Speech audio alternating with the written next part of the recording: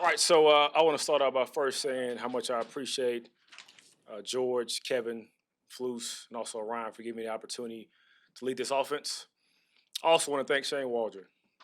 Kind of gets lost in this transition of how it affects people in their families and their lives. I met Shane back in 2020, first working with the Rams, and he was phenomenal to me and my family to help onboard us coming to the NFL. And so I just want to say thank you to him. But again, it was just eyes up, moving forward. Excited about the opportunity. This will not be a one-man show.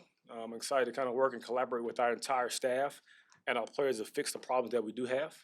Had a great conversation yesterday with Caleb about my thoughts moving forward, issues to fix, and just had a phenomenal walkthrough. Guys were upbeat, moving around, being really detailed. So excited about practice. Coach, Questions? Thomas, you've been in this position before where you've been asked to now call plays for an offense that is not yours. Correct. Fix what's been going on. Was there any reluctance to move into this role? And if so, how did you move past that, I guess, to get this enthusiasm done? Yeah, reluctance, no. It's my job. It's what I'm asked to do. I'm excited about the opportunity.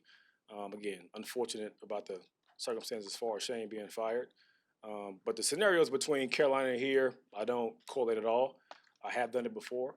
And like I said, kind of excited to be able to collaborate with our staff and our players to get it fixed, get going in the right direction. in order to fix any problem, you first got to identify where this thing went wrong.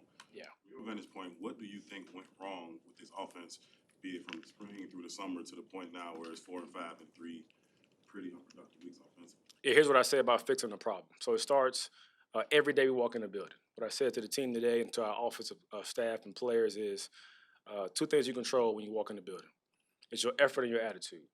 So it starts there first, right? How we approach the meetings, being detailed, being locked in, and then transferring that to the actual practice field, being intentional about the walkthrough, but also making practice as hard as humanly possible so the game can somewhat become easier. So to me, that's going to be our focus, what we're locked in on. And so understand that practice preparation always leads to game day execution. So that's our focus. Thomas, what's your philosophy on the type of voice you want to be for Caleb during games? Well, first and foremost, I'm always be myself. So I'm a pretty direct person. That's what I kind of told him yesterday when we spoke for the first time. And I've obviously been around him. I've been in the room the entire time, but just in a different capacity. So, but I think on game day when it comes to how you deliver information, to be solution-oriented, to keep myself calm, also keep him calm as well, to kind of decompress it in every single drive we have, to kind of look forward to what's coming in the next drive. Thomas, what things did you point out to Caleb that he needs to address by himself, regardless of what's going on around him? Yeah, I appreciate the question. I'm not going to go into detail about what we talked about individually, but again, it was all a positive conversation. He was receptive to it. I talked about what he can fix and be better for our offense. Clearly, obviously, quarterback spot is the most difficult position, so we got to be better all around him. But also starts with us how we coach him, being more detailed, being more demanding with just him, but also the entire staff as well. Are you going to be upstairs or downstairs? I'll be upstairs. Eddie Reflus was talking about the need for creativity in the offense, and that was something that was lacking, and he likes the creativity. Can you start over? I just missed the first part of what you said. I'm sorry. Eddie Reflus was saying he needs more creativity in the offense, and that was something that was lacking, especially over the last 3 weeks. How do you bring creativity now to this offense? Well, I think at this point, when it comes to where we are in the season, you can't reinvent the wheel. I'm not going to try to do that at all. That'd be kind of set us in a spiral going backwards, in my opinion. But it's about being able to try to find the best ways to be effective with our playmakers, right? To be able to marry what we do from a formation and motion standpoint. Everything to me starts up front, starts with the run game, how we attack, knock it forward mentality, and we build off of that. Thomas, what do you think your quarterback does well and that you need to emphasize in your scheme offensively? I think it does a lot well. I think when it comes to just natural ability from throwing the football is, I think, clearly and obvious. I think being able to understand how to get the ball out of his hands as fast as possible when it comes to the concepts we kind of just end up dialing up, but also being able to let him use his natural God-given ability at times when it's relevant.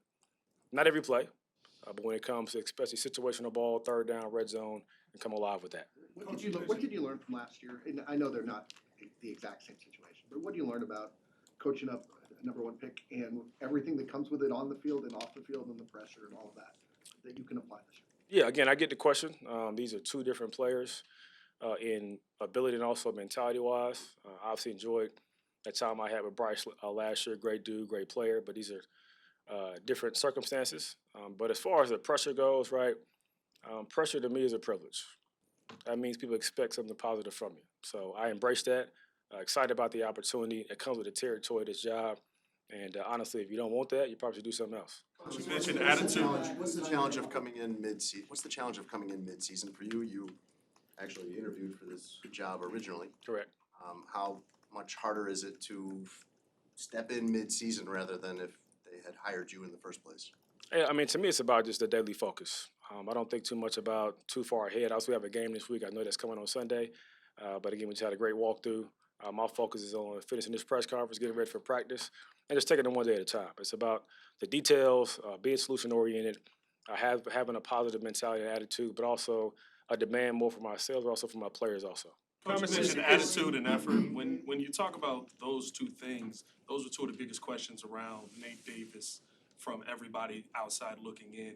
Is that one of the reasons that he's not here today, and were you one of the voices on why he's not here right now? Yeah, I'll let Flus handle any questions about Nate Davis. Is substantial improvement realistic considering all the factors in play here, taking over mid-season, someone else's offense? Yeah, I mean, I put no limitations on our success at all. The goal is to not focus as much on being perfect, but chasing excellence every single day. So that's our goal. It's our focus to prepare the right way to go play in the game the right way. With play calling on game day, what? In the pocket, how do you feel about the short passing game as a way to help him out of that?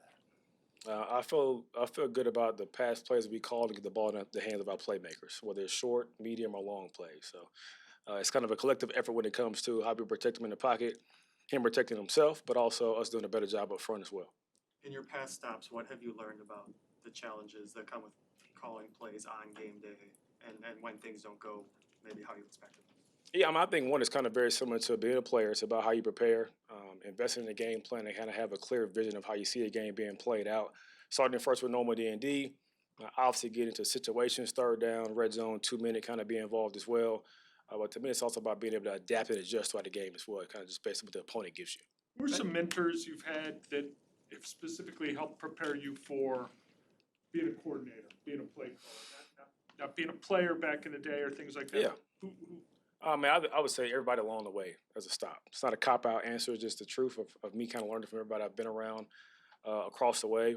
I had a chance to be around Andy Ludwig a couple years ago when I was at Wisconsin. It was a really good job as far as how you married the run and the pass. I've been with Coach Rick for a number of different years. He was a long-time play caller and head coach as well. Obviously, Sean is my biggest influence as far as overall background on how you design an offense and activate that and use your personnel well. So I'll lean heavily on him. And then I would say last year having a chance to be around Coach Caldwell, who is one of the best coaches I've ever been around, best communicators, leaders, teachers. He's definitely somebody I lean on as well. Thomas, how do you approach a group of players who, naturally, many of us mentioned this, they're frustrated. You got guys who are just frustrated with the way things have gone. What's been your approach to some of those vets on offense? Just, I don't know if you've had one-on-ones with them or what's kind of your message to them? Because obviously everybody wants things to be better. Yeah, I think a mix of both when it comes to one-on-one conversations, but also addressing the group.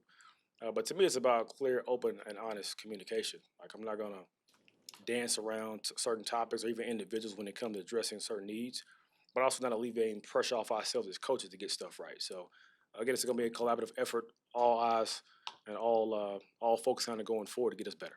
Your one productive game as a play caller with the Panthers last year was against the Packers. Why was that game so much better than all the others? So my goal was to have every game be that same success. That's a tough answer there. I would say just different defensive coordinator last year, obviously. But I think just those guys did a really good job in that day, making plays, being locked in, being focused, executing the game plan. So that's the goal anytime you call the game. We've heard from the players through different media outlets that they didn't feel that the practices were, that everybody was practicing at the same level, I should say, that everybody wasn't going at it with the same intensity. Have you noticed that, and how do you address that now with you taking over the charge of that? Well, I can't say who said that. I didn't hear it. I'll be honest with you, during the season, I kind of block out everything else outside noise-wise and focus on my job, so I couldn't tell you who said what. But I do understand when it comes to wanting to have success, everything is about preparation, whether it's managing your finances or playing football. So it's all about our daily application, us being locked in, being detailed, giving phenomenal effort, being solution-oriented, and getting the problems fixed. Yes. Do you feel like that some of the issues of the last couple of weeks are quickly fixable? That's a tough question to answer. I don't know what's a quick fix, and I'm not really looking into quick fixes. I want long-term solutions to be able to kind of get us going in the right direction. Obviously, the goal again is to have success and have success immediately. I'm not doing anything to be a loser or have a loser's mentality. Our players aren't either. So those guys are focused. They're excited. Again, we're all in this thing together. So we're rocking and rolling, getting ready for practice. Thank you. Thank y'all. All right. You think that